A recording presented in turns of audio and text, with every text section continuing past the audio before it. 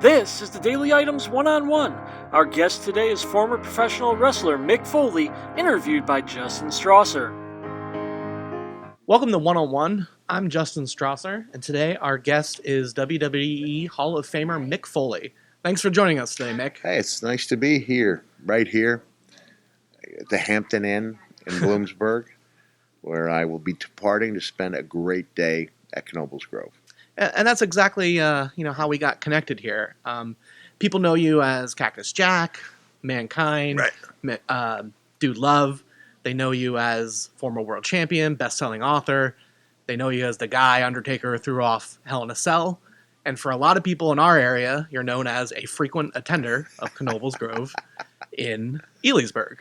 I grew up in this area, so I kind of just think of Elysburg, or as Knoebels, as, that park I can go to for a couple hours tomorrow night for supper. You know what I mean?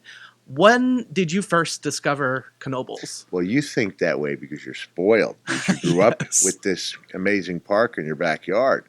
This is, I think, the finest family-owned park in the country, and therefore, maybe in the world. So you guys don't understand how lucky you have it here.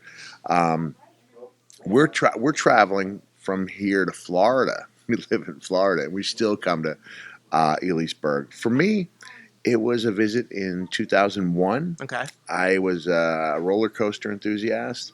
I can't ride them anymore. A, I don't fit into all of them, and B, I had some head injuries from wrestling, and roller coasters aren't good for that when you get to be my age. But there's obviously so much more to do. But it was originally the roller coaster, American coaster enthusiasts, who just raved about Knoebels.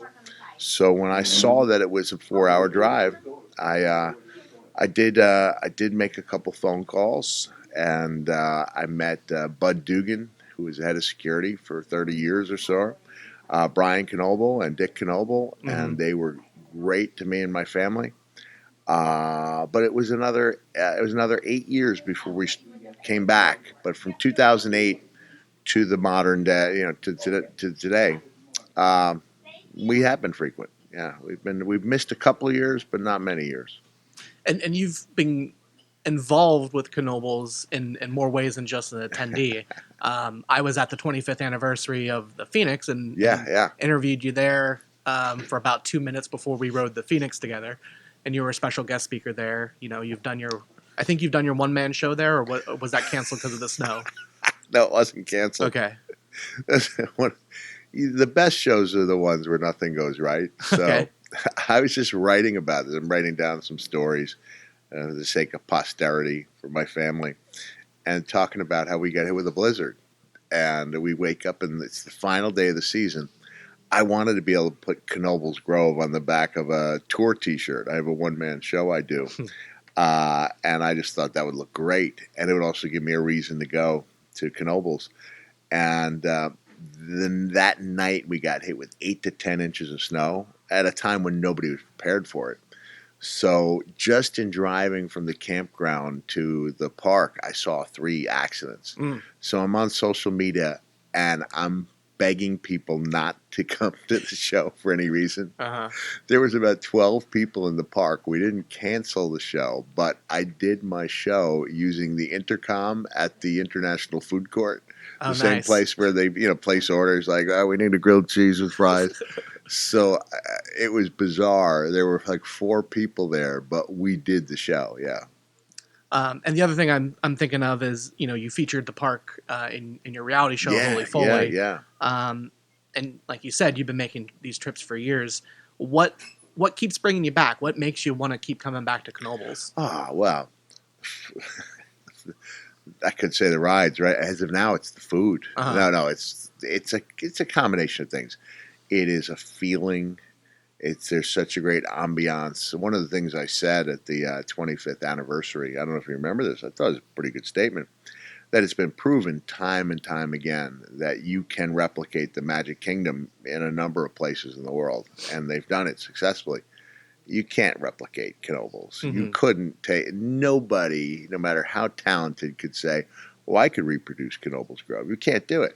It's a one-of-a-kind place. The food, the atmosphere, the people, the idea that they welcome like you said, you could go for a couple hours and grab dinner. Mm-hmm. You can walk your dog and not go on a single ride, and you're just as welcome as the guy with the wristband. And I still love the rides. Even yesterday, I went on 7 or 8 rides. I had a great time. My son went on 3 or 4 that I can't do, and we had a wonderful time together. So, speaking of rides, I know you said you don't ride the roller coasters a lot anymore. Do you have a ride that you consider your favorite? Oh well, here at the park. The Phoenix is such a great coaster. Yeah. Always loved the Phoenix, but the Flying Turns is one that the one that I can do.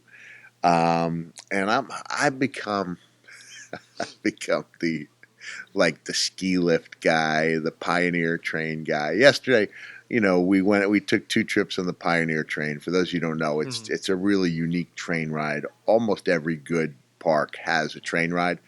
Knoebels has 2, and the Pioneer Train to me is probably the best train ride of them all. Maybe Magic Kingdom, maybe their train is up there, but this is unique. You stop off, you see wildlife. We saw deer in the early afternoon. I mean, we saw squirrels in the early afternoon, 4 deer in the evening, and it was just great. I have a son. My son Mickey's on the autism spectrum, and he had his video camera, and he was zooming in and out, getting shots of squirrels and deer, and it was every bit as fun for him as riding the coaster. So we just love it. We really feel at home here. How about food? Do you have a favorite food? Yeah. Hold on a second. It's hard to pick, right? Oh, yeah. Cesari's Pizza. You can't go wrong with Cesari's Pizza. But yesterday I just thought I'll try a San Francisco turkey melt, and that was outstanding. Okay. Today I think we're going to hit the Alamo for some mac and cheese and a piece of pizza at Cesari's. And then there's... My son's a soft serve guy. Mm-hmm. I go for the tea berry ice cream by the Old Mill, which is Good just choice. sensational. And then maybe a maple walnut, because that's got that old-timey feel as well. Is there something that a Foley family vacation to Knoebels wouldn't be the same without? Like, is there a can't miss other than the food and the rides? Oh, the food and the rides. We have to take a photo in front of the North Pole. Okay, That's a given. Yeah, so a lot of great places to take photos. So, the log flume. We can't miss the log flume, because I believe on Holy Foley they did a quick montage of all the years of log flume photos that we have taken, and it's pretty impressive. I think we've been here 12 different years, gotten the log flume photos, so it fills up 2 full pages of a photo album. Do you do anything else when you're here other than Knoebels? Do you head out to some of the restaurants or other attractions? No, we're pretty much in the Knoebels same way through. that the people love to be ensconed. Ensconed or ensconced? I don't know. I should know. I've written a couple of books. In Disney, like, they don't want to leave Disney property. We just love being there. This is a rarity for me, where I'm at a hotel instead of on grounds, but I only asked 24 hours at a time, 36 hours maybe. But we love being there. Sometimes we'll go when the children were younger, we would go to Dutch Wonderland as well. Yeah, I've been there a couple times. And we used to go to Hershey quite a bit when my older kids were younger. But this has really become our favorite. Okay. And you mentioned being a lover of roller coasters too. Were you a big enthusiast of amusement parks in general, or was it just Knoebels that has that special place? Well, for a while I would go to when I was on the road, me and Al Snow, we would hit a lot of different places. Okay. And it was easy to go to a huge corporate park and hit 10 or 11 roller coasters and add them to your total. And then I was up to like 165 different roller coasters that I had ridden throughout the country and a couple different parts of the world.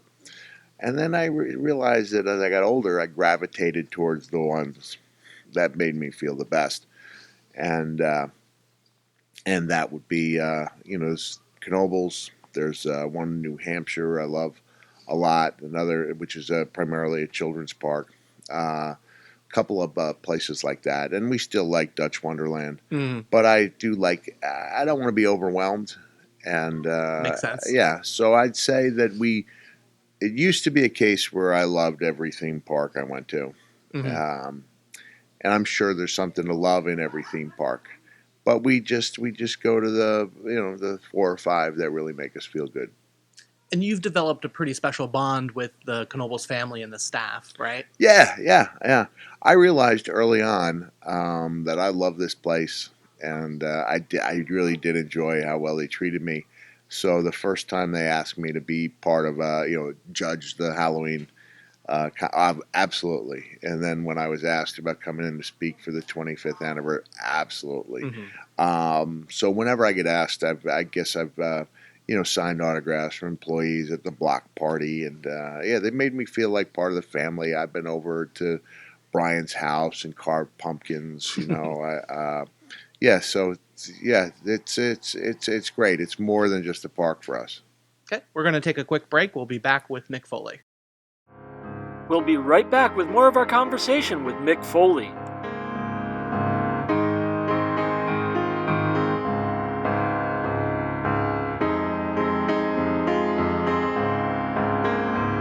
Hi, we're back with One-on-One, and we're here with Mick Foley.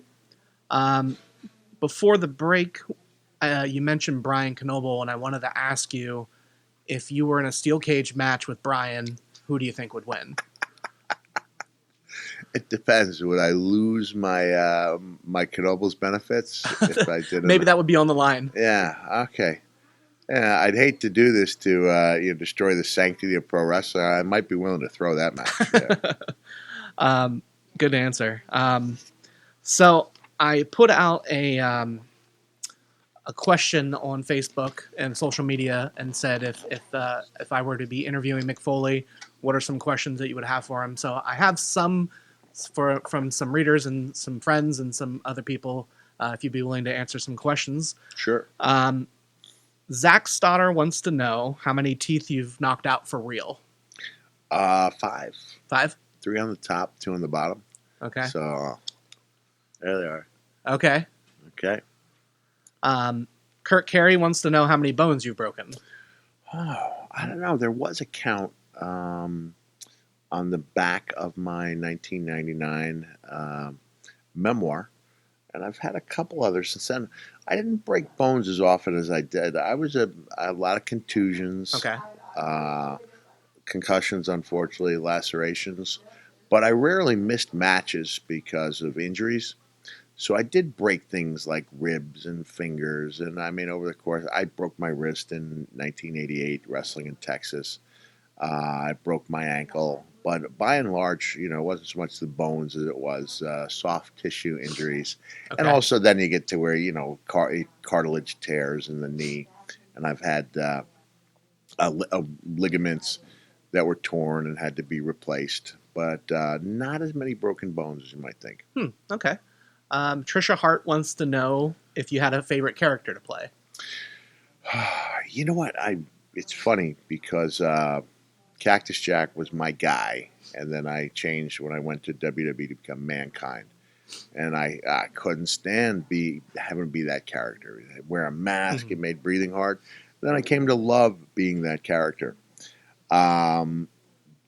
But just 2 days ago, my son was playing a video for me where we were thanking people who had contributed to a documentary about Santa Claus we had made. Okay. I Am Santa Claus. And they'd asked me to do it as Dude Love. And I was awful at being Dude Love, and I clearly didn't care for being Dude Love. And now, you and I were talking off camera about these cameo videos I do. I love being that Dude Love character. Okay. I love it. I love making him kind of like a guy who thinks far more of himself than he should as far as his contributions to the wrestling business. And I love bringing that character to life. So that's strange. When I was in the ring, it was latter-day Mankind that I like to be. But now, 20 years later, sorry for the burp. I enjoy bringing the dude to life. Mankind's the one that I grew up on, so yeah. I think Mankind is always my favorite iteration of the Mick Foley character. Thad Waters wants to know your favorite roller coaster, and do you prefer wooden over steel? Oh, ooh, good question. Well, back in the day, maybe when I was more of a roller coaster purist, I would prefer the wooden over steel. With the Phoenix was probably my favorite. Mm-hmm. Phoenix, and then there was one called, it's still called the Raven at Holiday World. Okay. Those are my two favorite wooden roller coasters. But steel can be a lot smoother, so there are still a couple of steel roller coasters that I can do. But I would pick the Phoenix as my Phoenix and Flying Turns as my favorite coasters. Okay. Brendan Spearance wants to know if what your all-time favorite wrestling memory is. All-time favorite wrestling memory. Did I mention I defeated Dwayne "The Rock" Johnson for the WWE title? You don't hear much about that guy these days. That was probably my favorite wrestling memory. No one anticipated that for me, and we really we surprised a lot of people, made a lot of people happy that night. The documentary, the A&E documentary, featured that moment pretty prominently. Yeah, and it's looking back, that pop was loud as loud can be.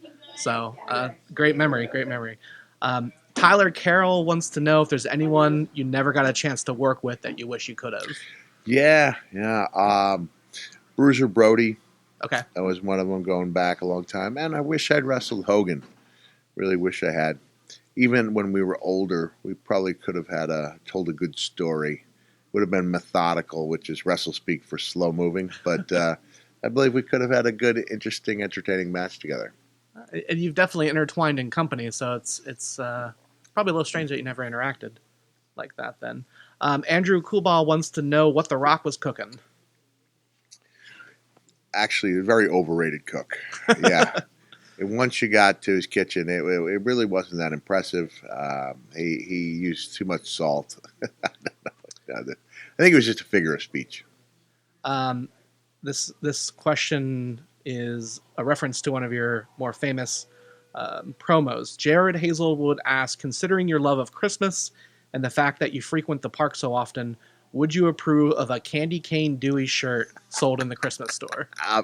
Absolutely. Okay. Yeah, they sell a Cane Dewey shirt, and I believe Dewey gets a little bit of the proceeds from that. So it's cool. That's something I did. That was 95, 26 years ago, and you can Google it just using the words Cane Dewey, and it still sends chills down spines. Brandon Barber 59 wants to know if there's anything you could say to younger talent, whether it's NXT or guys or girls who just got called up. What advice would you give to them? Oh man, see, wrestling, unlike baseball or basketball, it is open to interpretation. Mm-hmm. It is subjective. Or do I have that backwards? Objective, subjective. I should know these things. I get those two mixed up all the time. Baseball, if you're hitting 300, it doesn't matter if you're connecting with the fans. Right. Wrestling, the wild card is having that it factor, and no one knows for sure what it is.